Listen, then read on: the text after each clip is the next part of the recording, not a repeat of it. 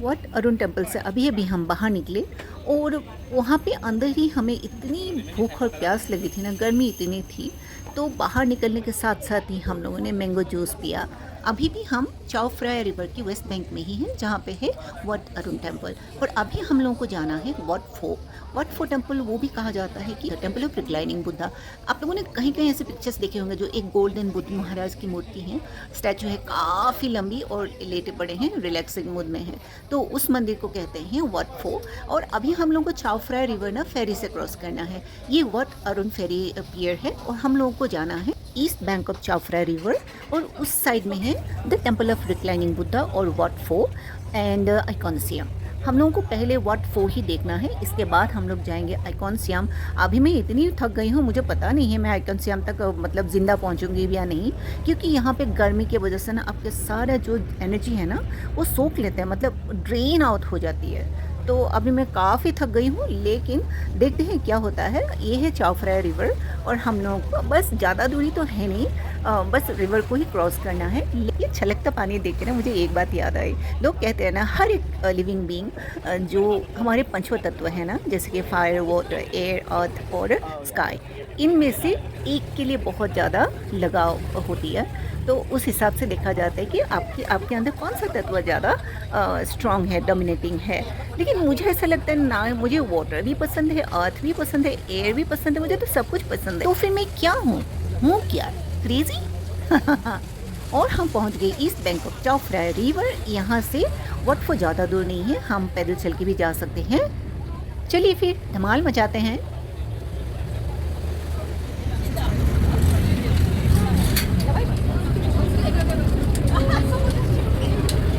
Babu, that's it.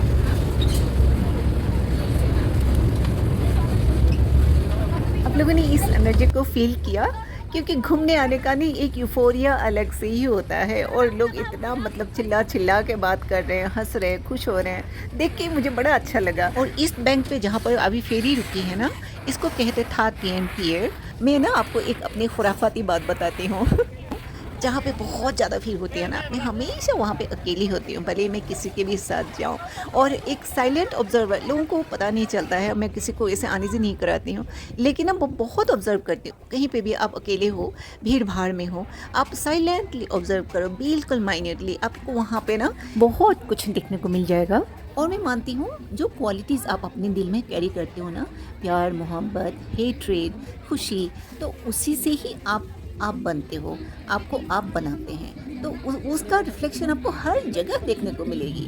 तो ये बात मैं बहुत ज़्यादा एंजॉय करती हूँ। मैंने आप लोगों को कहा था वट अरुण में ही हम लोगों को भूख लग गई थी, और यहाँ पे आने के बाद हम लोगों को दिखा मैंगो स्टिकी राइस, जो कि यहाँ की स्पेशलिटी है, और Thai green curry with chicken. इस मार्केट को कहते हैं था टीएनपीए मार्केट। और ये कुछ मेकशिफ्ट मार्केट है, जिसे शाम को उठा के ले जाते हैं। यहाँ आने के बाद ना पता नहीं मुझे क्या हो गया है, हर बारी मैं थाई ग्रीन करी ही खा रही हूँ, with chicken, without chicken, what ever.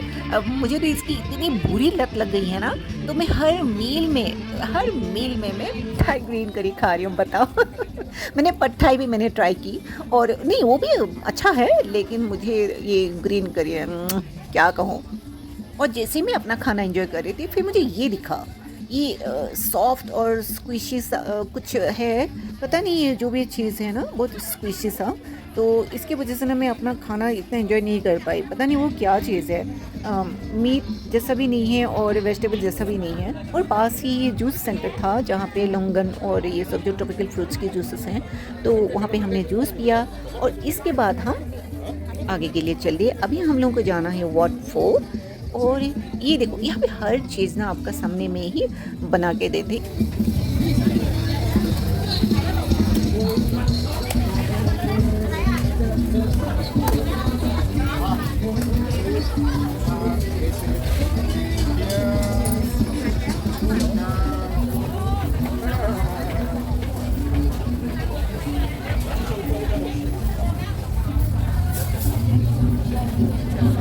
मैंने ना यहाँ पे कुछ देखा बहुत ही इंटरेस्टिंग, आप लोगों को दिखाती हूँ, आ जाओ।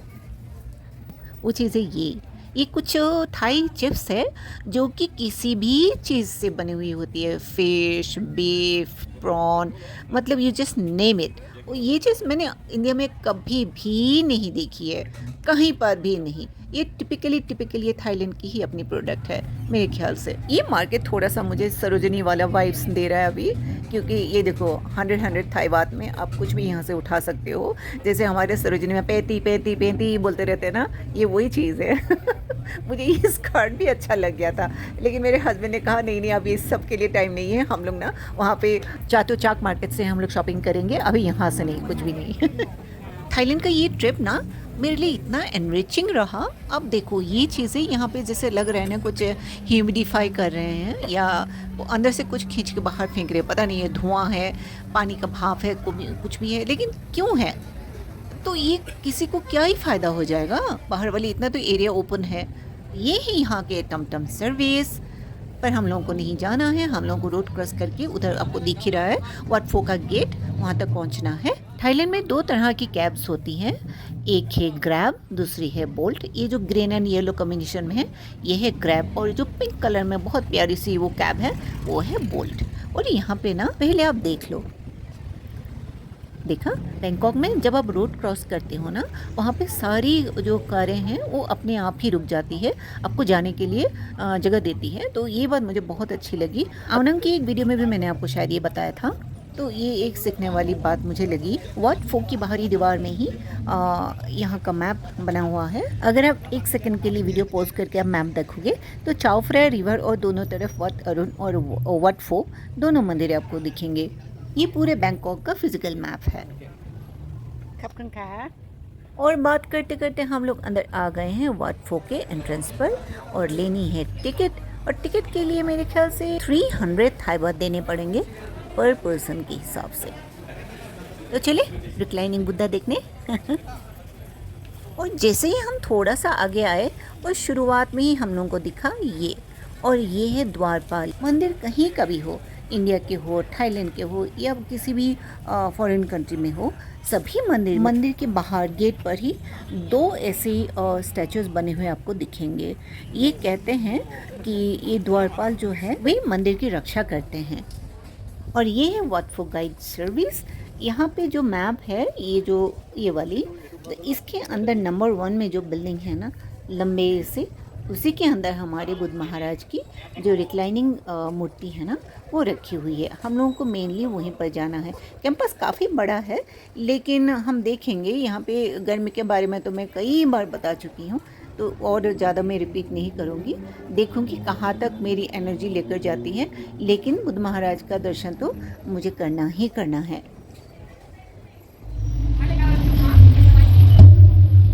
और बुद्धिज़्म में, थाईलैंड में इस चीज़ को बोलते हैं खोंग, जो कि रिलीजियस प्रैक्टिसेस में बजाते हैं। हमारे मंदिरों में जैसे घंटियाँ बजती हैं वैसे ही। पता है ये मंदिर के बाहर ये ग्रीन कलर के बैग्स क्यों रखे हुए हैं? बताती हूँ। क्योंकि जूता पहन के तो आप मंदिर के अंदर जा नहीं सकते, ये तो स्ट्रिक्टली प्रोहिबिटेड है। तो आप क्या करोगे, क्योंकि आपको तो दूसरी तरफ से निकलना है, तो आप एक बैग उठाओ, अपने जूते वहाँ पे डालो, कंधे पे लटकाओ और बुद्ध महाराज के दर्शन करो, फिर बाहर निकल के आप जूते पहन के जा सकते हो। वहाँ पर भी दूसरे साइड पर भी एक ऐसे बैग कलेक्ट करने के लिए जगह बनी हुई है, वहाँ पे आपको वापस करना है। चुराना नहीं है, लेके नहीं जाना है, बस वहाँ पे वापस करना है, ठीक है। वाट फो का मेन सेंक्टम में जाते ही हम लोग को थोड़ा सा जो गोल्डन बुद्ध महाराज की प्रतिमा है उसकी झलक मिली, बहुत अच्छा लगा, सुकून मिला। देखते हैं आगे, बहुत मज़ा आने वाला है। ये भीड़ बहुत है यार। एंड ये है first look of reclining Lord Buddha. कितने पीसफुल है ना, नमो बुद्धाय। पेस्टल कलर्स में बहुत ही प्यारा सा वॉल पेंटिंग है। थोड़ी देर आप ये सुनो।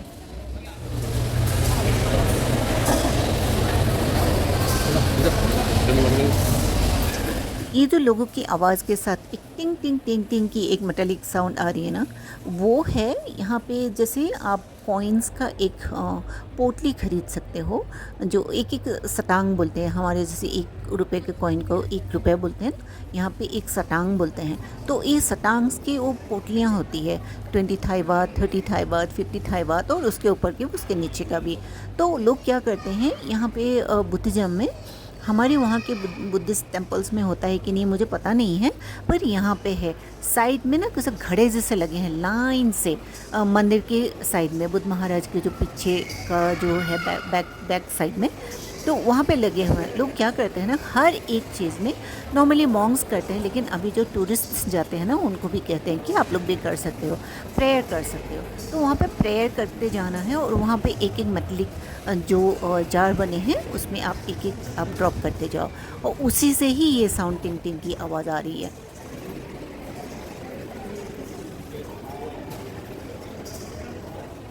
सेंटर में ही बुद्ध महाराज के बिल्कुल फ्रंट में ही एक बेदी बनी हुई है, पर यहाँ पे वो धूप दिया जलाने के लिए नहीं है। यहाँ पे बस ये एक डेकोरेटिव पीस आप बोल सकते हो, सेंटर स्टेज में वो है। और ये है बुद्ध महाराज के पाँव, नहीं भगवान के चरण होते हैं, पाँव नहीं, ये बुद्ध महाराज के चरण हैं। तो यहाँ से ना आप देख सकते हो कितने लंबे हैं। और ये जो बुद्ध महाराज की मूर्ति है ना, ये सीमेंट और ब्रिक से अंदर से बनाया हुआ है, और बाहर से पीतल का कोटिंग और ऊपर गोल्ड प्लेटेड कोटिंग है। जो आपको येलो दिख रहा है वो मटेरियल गोल्ड ही है। बुद्ध भगवान की जो चरण है ना, उनके नीचे फीट में मदर ऑफ पर्ल से कुछ इनले किया हुआ है। मदर ऑफ पर्ल वो चीज़ होती है जैसे ऑयस्टर वगैरह या किसी भी मोलस्क का जो शेल है, उसको आप एक अंदर की तरफ से ना बहुत स्मूथ शाइनी कलरफुल एक लस्टर दिखता है ना, वो मदर ऑफ पर्ल है। तो उस मदर ऑफ पर्ल को शीट बना के उसमें जो पैटर्न बने हैं ना, इसके अंदर देखो आप, वो चमक आपको यहाँ पे दिख जाएगा। ये देखो आप, जो round round round round circles है ना, वो मदर ऑफ पर्ल का ही है। और ये क्योंकि एबेलोनीज वगैरह में शेल काफ़ी बड़ा बड़ा भी मिल जाता है। तो ये देखो आप, है ना कितना खूबसूरत और कितना थॉटफुल है। मैं कभी कभी सोचती हूँ ना, लोगों के ना क्रिएटिव पावर का कोई हद नहीं है, कोई लिमिट नहीं है। कोई क्या बना सकते ना, क्या क्रिएट कर दें, आप बता नहीं सकते हो। ये पीछे से है बुद्ध महाराज को आप देख सकते हो, ये देखो।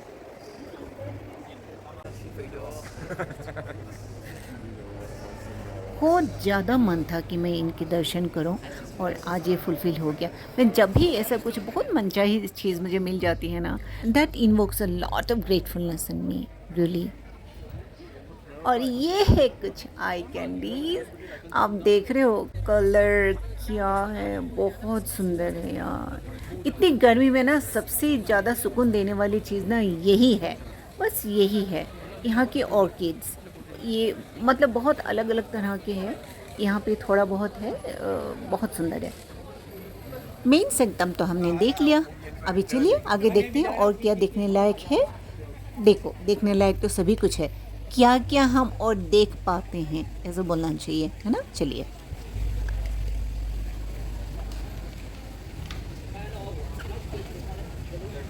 ये क्या है? ओ अच्छा, हाँ, जो स्टेट हेड्स आते हैं ना दूसरे कंट्री से, जैसे पोप जॉन पॉल के भी यहाँ पे फोटोग्राफ लगाए हुए हैं। और ये देखो, मंदिर में भी मसाज पार्लर यहाँ पे लगा के रखा हुआ है। मतलब थाईलैंड में मैंने देखा है, यहाँ के लोग ना बहुत स्मार्ट है। मतलब बिजनेस का एक भी स्कोप वो लोग छोड़ते नहीं है। वो क्या है, ये हरड़ जैसा नहीं है? अब देखो, अच्छा से देखो ध्यान से, जिसे हरी टक्की भी बोलते हैं, ये वही चीज़ है ना, आयुर्वेदिक जो मेडिकेशन में काम आता है।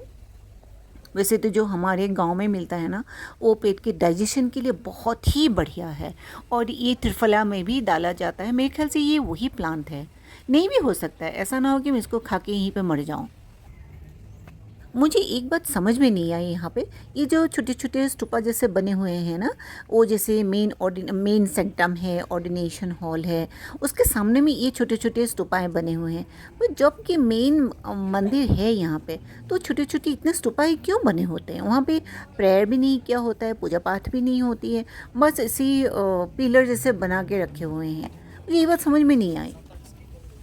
मेरा ऐसा मानना है, अगर आप किसी चीज़ को ना एम्फेसाइज करना चाहते हो, ज़्यादा सिग्निफाई करना चाहते हो, तो आसपास में ना ज़्यादा छोटी मोटी चीज़ों का जमघट मत लगाओ। तो क्या होता है ना, सारा फोकस लोगों का वहीं पर होता है जो आप दिखाना चाहते हो। यहाँ पे मुझे ना बहुत ज़्यादा छोटे मोटे इतने स्ट्रक्चर्स बने होते हैं ना, सभी कैंपस में, मंदिर कैंपस, जितने भी टेम्पल कैंपसेस हैं, सभी में जो मेन फ़ोकस हम लोगों को जहाँ पे जाना होता है ना, वहाँ पे नहीं जाके ना हम लोग का कन्फ्यूजन ज़्यादा हो जाता है कि कौन सा एक्चुअली देखने के लिए हम लोगों को किधर जाना था, कौन सी चीज़ को हमें देखना चाहिए।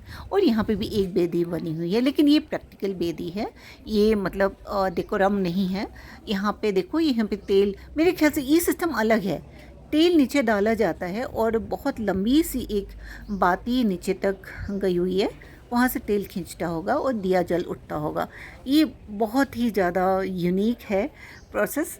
देखो, भक्ति तो वही है हर जगह की सेम, लेकिन प्रोसेस, भक्ति जताने की जो प्रोसेस है ना, वो थोड़ा अलग अलग होते हैं। एक चीज़ ना मैं आपको यहाँ पे थोड़ा सा बताना चाहूँगी। यहाँ पे बुद्ध महाराज के ऊपर ना, जो हमारे भगवान विष्णु के ऊपर जो शेष नाग है ना, उनके फन जैसे यहाँ पर भी बनाया हुआ है, क्योंकि यहाँ के बुद्धिज्म में भी यही माना जाता है कि बुद्ध महाराज का जो अवतार है वो विष्णु जी का ही अवतार है। इसलिए यहाँ के मंदिरों में जितनी भी भगवान बुद्ध के मूर्तियाँ हैं, उसके ऊपर उनकी जैसे क्या बोलते हैं, जो सिर के पीछे जो ऑरा दिखाए जाते हैं ना, उस जगह पे आपको शेषनाग का फन आपको बनाया हुआ दिखेगा। और शेषनाग के कुंडली पर ही बुद्ध महाराज को बैठे हुए आसन के हिसाब से दिखाया हुआ आपको मिलेगा। यहाँ पर हिंदुइज्म के बिलीफ सिस्टम में और थाईलैंड का जो बुद्धिज़्म है उनके बिलीफ सिस्टम में समानता है। आजकल सोशल मीडिया में भी ये फ्लोट होता रहता है कि भगवान बुद्ध का जो अवतार है ना, वो विष्णु जी का नहीं है, ये गौतम बुद्ध अलग है, ये हिंदुइज्म से कोई लेना देना नहीं। मुझे भी पता नहीं है ठीक से, आप लोग मुझे ज़रूर बताना कि क्या सच है क्या नहीं। लेकिन मैं मानती हूँ कि हमारा धर्म, सनातन धर्म सबसे पुराना है, बहुत पुराना है। जो हमारा वेस्टर्न मीडिया कहता है ना, हमारा सनातन धर्म बस 5000 साल ही पुराना है, ऐसा नहीं है। मैं क्यों कह रही हूँ? क्योंकि मेरे नॉलेज में ये है, एक कल्प विग्रह मिले थे जो तिब्बतियन मॉन्क से, उनके हाथों से, और उनकी रेडियो कार्बन डेटिंग हुई और ये पता चला कि ये विग्रह ना 28,500 ईयर्स पुराना है। तो उस टाइम पे भी इस विग्रह को पूजने के लिए लोग तो सनातन ही थे होंगे ना, तो सनातन धर्म 5000 ईयर्स से पुराना कैसे हो सकता है ना। और इसीलिए ही हमारे धर्म ग्रंथों में जो भी लिखा होता है ना, वो मैं मानती हूँ, बिलीव करती हूँ सच में। और यहाँ पे भी देखो कितनी छोटी छोटी ये स्तूपाएं बने हुए हैं ना, जो हम लोग क्या बोलते हैं, हाँ हाँ, पगोड़ा, पगोड़ा की पगोड़ा जो भी है, वो बहुत सारे बने हुए हैं। थाईलैंड के लोगों का जो सेंस ऑफ क्लीनलीनेस है ना, मेरा तो सल्यूट है भाई साहब, बहुत ज़्यादा क्लीन रखते हैं। मुझे पता है लोगों को ये बात बुरी लगेगी, लेकिन थाईलैंड को, जिसको हम इतना कभी कभी ना इतना नेगेटिव वे में दिखाते हैं ना, लेकिन उनसे भी सीखने के लिए बहुत कुछ है, बहुत कुछ। जैसे कि साफ़ सफाई और अपने संस्कृति को सर्वोपरि रखना और प्राउड फील करना, है ना। इंग्लिश नहीं जानने से भी उनको कोई रत्ती भर का फ़र्क नहीं पड़ता है। इवन स्टार होटल्स में भी मैंने देखा है, जो वर्कर्स हैं ना, उनको इंग्लिश नहीं आती है, उनको फ़र्क भी नहीं पड़ता है एक आने का भी, क्योंकि देखो आप घूमने आए हो, आपकी प्रॉब्लम है भाई, हम तो अपना ही लैंग्वेज बोलेंगे। और इतने हंसमुख लोग ना, इतने सारे एक ही जगह पे मैंने बहुत कम देखा है सच में। तो ये सारी बातें ना हम लोगों को यहाँ से सीखना चाहिए। एक्चुअली हमारे नॉर्थ ईस्ट भी ऐसा ही है, लोग बहुत हंसमुख है, सीधे हैं, है ना, शांत स्वभाव के हैं। लेकिन मैं जो पहली बार दिल्ली गई थी ना, मुझे लगा था ना लोग कितने रूड है, हर बात पे सब तू तराके से बोलते थे, तो मैं बहुत दुखी होती थी। बाद में पता चला कि वहाँ पे तो मेजॉरिटी लोग वैसे ही बात करते हैं है ना। तो ये टाइम टाइम की बात है, जगह जगह की बात है। अब तो मुझे पता है वहाँ पे भी दिलदार लोग काफ़ी सारे हैं, बहुत सारे, बस बात उस लहजे से करते हैं। अब तो मुझे दिल्ली के लोगों से भी प्यार है हमेशा बोलती हूँ ना कि भीड़ में मैं अकेली होती हूँ। देखो मैं भूल गई मेरे हस्बैंड कहाँ है, इसके साथ खेलने लगी और इसकी कारीगरी मुझे बहुत बहुत अच्छी लगी यहाँ पे इंडियंस जा रहे हैं थाईलैंड में ना, इंडिया से बहुत लोग आने लगे हैं जब से ये वीज़ा फ्री कर दिया है ना। और पता नहीं घूमते घूमते ये कहाँ पहुँच गए हैं हम लोग। कुछ हॉल जैसा है। ओ ये कलर पैलेट देखो कितना प्यारा है ना। इसका फैंग क्यों निकला हुआ है, ये देखो, ये क्या है, ड्रैगन। पर यहाँ के जो आर्टिफैक्ट्स है ना, मैंने देखा है इनकी बनावट ना हमेशा से ऐसा लगता है किसी असुर को ही डिपिक्ट किया हुआ है, लेकिन ऐसा नहीं है। इनकी थाई स्टाइल ही ऐसा है। हम जब क्राबी में केव टेम्पल गए थे ना, वहाँ पे शिव जी का एक मूर्ति बनी हुई है। वहाँ पे शिव जी को भी किसी ट्राइबल लोगों की तरह आंखें छोटी छोटी करके ही दिखाया गया है। यहाँ पर लोग बैठ के प्रेयर कर रहे हैं और सेंटर में ही बुद्ध भगवान की प्रतिमा है। तो सजावट तो वैसे ही यहाँ पे हर कुछ बहुत ही ज़्यादा सुंदर है। The temple of reclining Buddha यानी वाट फोक के अलावा सभी थाई मंदिरों का जो बनावट है ना, वो एक जैसा ही है और जो मतलब बहुत सिग्निफिकेंटली सिमिलर है। दो मंदिर अगर आप देखोगे, दोनों ही एक जैसा ही आपको दिखेंगे। यहाँ पर भी टेम्पल के जो आर्किटेक्चर है ना, वो सेम है वट अरुण की तरह या वट फ्रा की तरह। ये मंदिर भी बिल्कुल वट अरुण की तरह ही है। सिमिलरिटी आपको दिख रही है ना। अगर आपने वो वीडियो मिस कर दी हो, आप जाके उसको देख सकते हो, तब आपको पता लगेगा कि मैं क्या बता रही हूँ। नेक्स्ट हम लोगों को जो चेकआउट करना है वो है icon SIAM mall. Icon SIAM Bangkok का एक प्रमुख मॉल है जो लोग पसंद करते हैं वहाँ पे जाने के लिए, लेकिन मुझे थोड़ा सा अर्बन जंगल देखना मुझे पसंद नहीं है। कंक्रीट का बना हुआ चीज़ ना मेरे मन को भाता नहीं है, मुझे फैसिनेट नहीं करती है वो कंक्रीट वाली चीज़ें। एक और बात, क्योंकि आपका ना, आप अगर 2 दिन के लिए 3 दिन के लिए आए हो ना, आपका जो विश लिस्ट है ना वो रिजनेबल होना चाहिए। ऐसा नहीं है कि इसके बाद ये भी चेकआउट करना है, वो भी चेकआउट करना है और आपको 100 चीज़ें देखनी है और बदले में आप कुछ एंजॉय ना करो और अपने थक के चूर हो जाओ। ऐसा बिल्कुल भी नहीं करना है। आराम आराम से एंजॉय करो। आज सुबह से लेके, जब वट अरुण से लेके हम घूम रहे हैं ना, सुबह से मेरे मन में था कि यहाँ पे जो बुद्धिज़्म में लोग प्रेयर कैसे करते होंगे। तो जैसे मन भगवान ने मेरे मन की सुन ली हो और ये रहे वो पल जहाँ पे मैंने ये भी एक्सपीरियंस किया।